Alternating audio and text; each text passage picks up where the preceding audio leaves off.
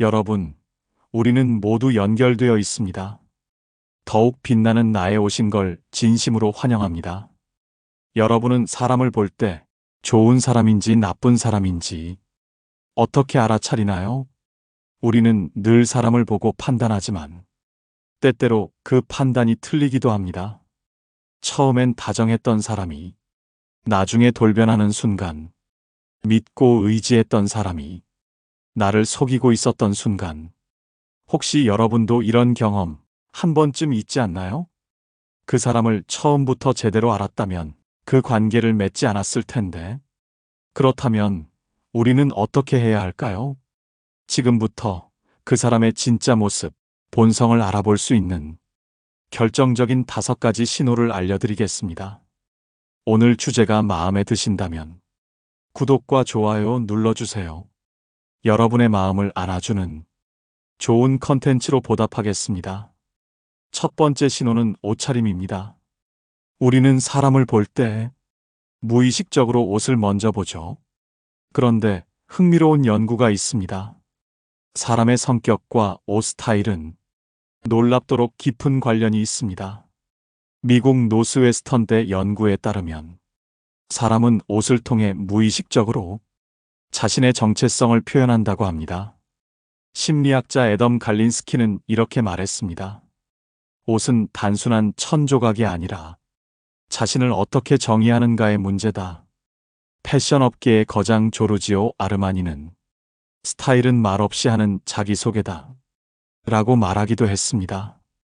활발한 사람일수록 화려하게 입고 주목받기를 좋아할수록 스타일이 다양하고 강렬합니다.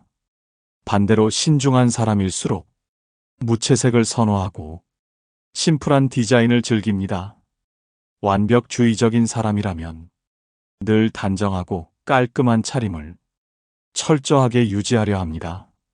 반면 옷차림이 대충이거나 아예 무신경한 사람은 타인의 시선을 덜 신경 씁니다. 그런데 여기서 중요한 건 스타일 그 자체가 아닙니다. 왜 그런 옷을 입었는가? 이 질문을 던지는 것이 핵심입니다. 같은 화려한 옷이라도 누군가는 단순히 기분 좋아서 입고 누군가는 사람들의 시선을 끌기 위해 입습니다. 같은 정장을 입었더라도 누군가는 형식을 중시해서 입고 누군가는 권위를 과시하려 일부러 차려입는 경우도 있습니다. 그러니까 중요한 건 그 사람이 어떤 옷을 입었느냐가 아니라 왜 그런 옷을 선택했는가? 입니다. 옷차림을 볼 때 단순한 스타일이 아니라 그 사람이 보내는 메시지를 읽어야 합니다. 평소 스타일이 일관적인가? 그 상황에 따라 옷차림이 바뀌는가? 타인을 의식해 변하는가?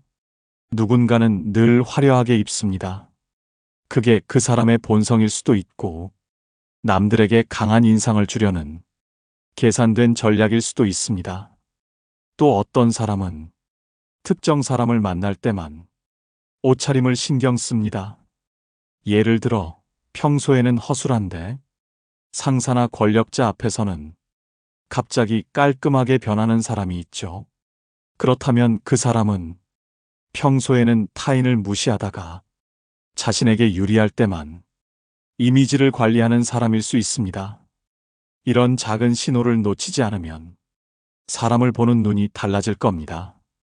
프랑스 철학자 롤랑 바르트는 옷은 기호다. 그 사람이 누구인지 말해주는 조용한 언어다. 라고 했습니다. 사람은 말을 꾸밀 수 있지만 무의식적으로 선택한 옷에서는 자신도 모르게 본성이 드러납니다. 단순한 스타일이 아니라 그 스타일이 만들어진 이유를 보세요. 이것이 사람의 본성을 알아보는 첫 번째 신호입니다. 그렇다면 두 번째 신호는 무엇일까요? 첫 번째 신호는 옷차림이었다면 두 번째 신호는 말버릇입니다. 우리는 흔히 말 한마디에 사람이 드러난다고 하죠. 이건 단순한 속담이 아닙니다. 실제로 연구로도 증명됐습니다. 미국 하버드대 연구에 따르면 사람의 성격은 말투와 단어에서 그대로 드러난다고 합니다. 특히 평소 말버릇은 무의식적으로 튀어나오기 때문에 본성을 숨기기 어렵습니다. 패션은 꾸밀 수 있고 표정은 연기할 수 있지만 말버릇은 속일 수 없습니다. 그렇다면 사람을 볼 때 주의 깊게 들어야 할 말버릇은 첫째, 자기 자랑이 많다. 이런 사람 주변에 꼭 있죠. 대화의 절반 이상이 내가 예전에 나도 그거 알아. 이런 식으로 흐릅니다. 이들은 상대의 말을 듣는 척하면서도 결국엔 내가 더 대단하다를 강조하려 합니다. 사회심리학자 마크 레어리에 따르면 끊임없이 자기 자랑을 하는 사람일수록 실제로는 자기 확신이 부족합니다. 즉, 강해 보이지만 속은 불안한 사람일 가능성이 높습니다. 이런 사람과 가까워지면 처음엔 유능해 보일 수 있어도 결국 자기 이익만 챙길 가능성이 큽니다. 둘째, 남의 말을 끊는다. 혹시 말을 할 때마다 상대가 갑자기 끼어드는 경우 있나요? 대화는 캐치볼과 같습니다. 하지만 이런 사람은 혼자 공을 가지고 놀죠. 심리학자 데보라 테넌 교수는 말을 끊는 행위는 단순한 습관이 아니라 권력과 우위 관계를 드러내는 본능적인 행동이라고 했습니다. 즉, 남의 말을 끊는 사람일수록 자신이 대화를 주도하고 싶거나 상대를 무시하는 경향이 큽니다. 만약 누군가 당신의 말을 자주 끊는다면 그 사람은 당신을 존중하지 않을 가능성이 큽니다. 셋째, 지나치게 겸손한 척한다. 아, 저는 뭐 별거 아닌데요. 아니에요. 저는 잘 못해요. 이렇게 말하면서도 정작 칭찬을 들으면 기분이 좋은 사람. 이런 겸손을 무조건 좋은 태도로 보면 안 됩니다. 겸손을 빙자한 자랑. 이른바 겸손 마케팅이라는 개념이 있습니다. 스탠퍼드대 연구에 따르면 사람들은 자신을 낮추는 척하면서도 더 많은 칭찬을 기대하는 경향이 있습니다. 즉, 진짜 겸손한 사람이 아니라 더 많은 관심을 받고 싶어 하는 사람일 가능성이 높습니다. 이런 유형의 사람들은 자신을 낮추는 척하면서도 실제로는 상대의 반응을 조종하려 합니다. 넷째, 무례한 농담을 자주 한다. 야, 그냥 농담인데 왜 그래? 장난이잖아. 기분 나빴어? 이런 말을 자주 하는 사람. 조심해야 합니다. 심리학자 존 바우만 박사는 농담은 본심이 가장 쉽게 드러나는 순간이라고 했습니다. 즉, 농담 속에는 그 사람의 진짜 감정과 태도가 숨겨져 있습니다. 무례한 농담을 던지는 사람은 상대가 불편해할 걸 알면서도 자신이 우위에 있다는 걸 과시합니다. 더 큰 문제는 이들은 상대가 불쾌해하면 오히려 피해자로 둔갑한다는 것. 내가 언제? 장난이었는데? 하면서 책임을 회피합니다. 이런 사람을 가까이 두면 언젠가는 반드시 상처를 받습니다. 그렇다면 이걸 어떻게 활용할까요? 사람의 본심은 꾸며진 말이 아니라 무의식적으로 튀어나오는 말버릇에서 드러납니다. 자기 이야기만 하는가? 상대의 말을 끝까지 듣는가? 진짜 겸손한가? 농담을 핑계로 무례한가? 이걸 잘 관찰하면 그 사람이 당신을 진짜 존중하는지 아니면 자기 도구로 쓰려는지 빠르게 구별할 수 있습니다. 말이 그 사람을 만든다. 독일 철학자 비트겐슈타인은 내 언어의 한계가 곧 내 세계의 한계다 라고 했습니다. 사람의 말 속에는 그 사람이 살아온 방식과 사고방식, 태도, 가치관이 모두 녹아 있습니다. 이제부터 대화를 나눌 때 그 사람이 어떤 말버릇을 가지고 있는지 들어보세요. 이것이 사람의 본성을 알아보는 두 번째 신호입니다. 그렇다면 세 번째 신호는 무엇일까요? 세 번째 신호는 권력을 쥐었을 때 변하는가입니다. 사람의 본성은 평범할 때보다 힘을 가졌을 때 적나라하게 드러납니다. 미국 스탠퍼드대에서 진행한 유명한 실험이 있습니다. 스탠퍼드 감옥 실험을 들어봤나요?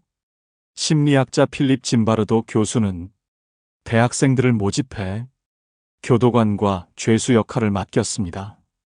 그런데 며칠이 지나자 교도관 역할을 맡은 학생들은 놀라운 변화를 보였습니다. 그들은 점점 더 가혹해졌고 죄수를 모욕하고 강압적으로 통제하기 시작했습니다. 그냥 역할극일 뿐인데도 조금의 권력을 주자 본성이 바뀌어 버린 것입니다. 짐바르도 교수는 이 실험을 통해 권력이 사람을 시험한다는 강력한 교훈을 남겼습니다. 그렇다면 일상에서 이런 신호는 어떻게 나타날까요? 첫째, 직급이 올라간 후 변하는 사람. 이런 사람 주변에 꼭 있죠. 평소엔 친절하고 다정했던 사람이 팀장이 되고 나서 돌변합니다. 말투가 명령조로 바뀌고 사소한 실수를 크게 지적하고 부하 직원을 가차없이 대합니다. 이전까지는 동료처럼 행동했지만 조금만 우위에 서자 사람을 대하는 태도가 바뀌는 거죠. 그렇다면 문제는 이들은 원래 착했던 게 아니라 힘이 없어서 착한 척했던 것입니다. 이런 사람은 더 높은 권력을 가지면 더 독해질 가능성이 높습니다. 둘째, 돈이 많아진 후 변하는 사람. 어릴 때부터 친했던 친구, 같이 힘들게 살던 사람이었습니다. 그런데 어느 날 그 친구가 돈을 많이 벌기 시작했습니다. 말투가 달라지고 사람을 대하는 태도가 변하고 점점 무례해지는 모습이 보입니다. 예전엔 작은 것도 나누고 고민도 함께 나눴던 사람이 이제는 사람을 가려 만나고 돈 없는 사람을 무시하기 시작합니다. 하버드대 경제심리학 연구에 따르면 사람은 돈이 많아질수록 공감 능력이 줄어든다고 합니다. 즉, 돈이 그 사람을 바꾼 게 아니라 그 사람의 본성이 드러난 것입니다. 셋째, 작은 권한을 가졌을 때 변하는 사람. 이런 사람도 꼭 있습니다. 조금만 권력을 쥐면 완전히 달라지는 사람. 직장에서 작은 권한을 갖자 후배들에게 갑질을 하기 시작합니다. 모임에서 총무를 맡더니 돈 문제로 사람을 좌지우지하려 합니다. 심리학자 D. 킨슬리 박사는 작은 권력을 가졌을 때 그 사람의 본성이 그대로 드러난다고 했습니다. 이들은 권력을 휘두르는 것에 쾌감을 느끼며 상대를 지배하려 합니다. 작은 권력 앞에서도 변하는 사람이라면 더 큰 힘을 가지면 더 위험해질 가능성이 높습니다. 그렇다면 이걸 어떻게 활용할까요?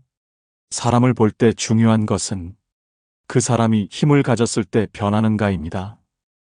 직급이 높아졌을 때 태도는? 돈이 많아지면 달라지는가? 작은 권한을 쥐었을 때 변하는가? 사람은 평범할 때는 착할 수 있습니다. 하지만 힘을 가지면 그 본성이 반드시 드러나게 됩니다. 작은 권력이 시험대가 됩니다. 거기서 무례해진다면 더 큰 힘을 가지면 더 위험해질 사람입니다. 독일 철학자 니체는 말했습니다. 권력은 인간을 타락시키지 않는다. 다만 권력은 인간을 드러낼 뿐이다. 이제부터 주변을 잘 보세요. 작은 우위에 섰을 때 어떤 사람은 더 배려하고 어떤 사람은 더 거만해집니다. 그 차이를 놓치지 않는다면 신뢰할 사람과 멀리할 사람을 더 쉽게 구별할 수 있을 것입니다. 이것이 사람의 본성을 알아보는 세 번째 신호입니다. 그렇다면 네 번째 신호는 무엇일까요? 네 번째 신호는 약속을 쉽게 깨는 사람입니다. 사람을 신뢰할 수 있는지 가장 쉽게 알아보는 방법이 있습니다. 이 사람이 약속을 지키는가? 약속을 쉽게 여기는 사람은 책임감이 부족한 경우가 많습니다. 미국 듀크대 심리학 연구에 따르면 약속을 쉽게 깨는 사람일수록 관계에서도 신뢰도가 낮다고 합니다. 즉, 약속을 대하는 태도가 그 사람의 성품을 보여준다는 것. 그렇다면 어떤 약속이 가장 위험할까요? 첫째, 약속을 아무렇지 않게 취소하는 사람. 이런 사람 주변에 꼭 있죠. 처음에는 꼭 보자 해놓고 막상 당일이 되면 연락이 없습니다. 아, 미안. 갑자기 일이 생겨서. 오늘 몸이 안 좋아서 다음에 보자. 한두 번이면 괜찮습니다. 하지만 이런 일이 반복된다면 이 사람은 당신을 소중하게 여기지 않습니다. 자기 편한 게 우선인 사람입니다. 결국 중요한 순간에도 믿을 수 없습니다. 이런 사람과 가까워지면 언젠가 중요한 순간에 가장 먼저 당신을 배신할 사람입니다. 둘째, 이중으로 약속을 잡는 사람. 이건 더 심각한 문제입니다. 나 오늘 약속 있어 해놓고 다른 사람과 또 약속을 잡습니다.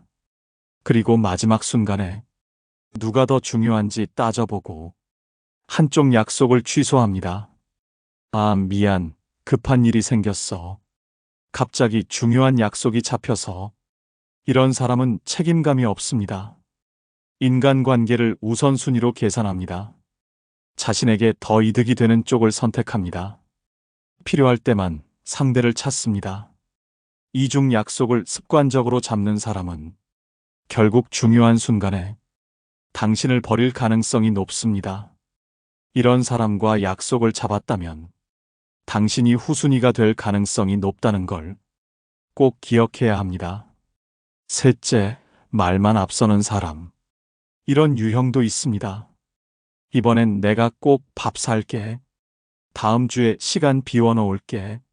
하지만 막상 만나려 하면 이번 주는 좀 바빠서, 내가 요즘 정신이 없어서. 이들은 약속을 쉽게 하지만 그 약속을 행동으로 옮기지 않습니다. 사람을 쉽게 대하고 자기 말에 책임을 지지 않으며 결국 당신을 계속 실망시킵니다. 말로만 잘하는 사람보다 작은 약속이라도 지키는 사람이 훨씬 더 신뢰할 수 있는 사람입니다. 그렇다면 이걸 어떻게 활용할까요? 약속을 쉽게 깨는 사람은 당신을 쉽게 여기는 사람입니다. 약속을 자주 취소하는가? 이중 약속을 잡고 우선순위를 따지는가? 말만 하고 행동하지 않는가?